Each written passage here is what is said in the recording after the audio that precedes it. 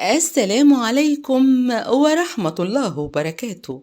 حبايبي، أحلى متابعين في الدنيا. فيديو النهاردة كواليس لأوردر جديد. الحقيقة النهاردة انطلب مني أوردر، وضمن الأوردر انطلب مني قلقاس. الحقيقة طبعا رحت طلعت القلقاس اللي احنا كنا مفرزينه مع بعض، شايلينه من أكتر من شهر في الفريزر. طلعته علشان استخدمه، ولما طلعت القلقاس بتاعي اتفاجئت من النتيجة، خصوصا ان القلقاس ده لما عملناه بطريقة سهلة جدا، لا خدت لا وقت ولا مجهود. عشان كده قلت مش ممكن وبرغم تعبي لازم تشوفوا معايا النتيجة بتاعت القلقاس اللي فرزناه من اكتر من شهر، واللي ممكن يقعد معانا لحد 6 شهور عامل ازاي. زي ما انتوا شايفين وقلت لكم من ده كواليس اوردر جديد. طبعا بتمنى دعمكم ودعواتكم ليا بالتوفيق ليا وللجميع يا رب.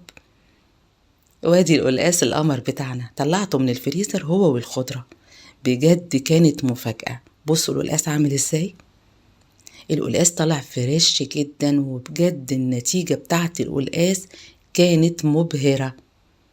هحاول اقرب لكم الصورة علشان تشوفوا اكتر.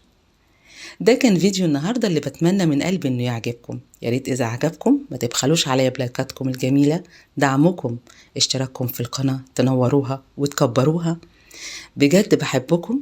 استنوني دايما في المطبخ مع سنة. السلام عليكم ورحمة الله وبركاته.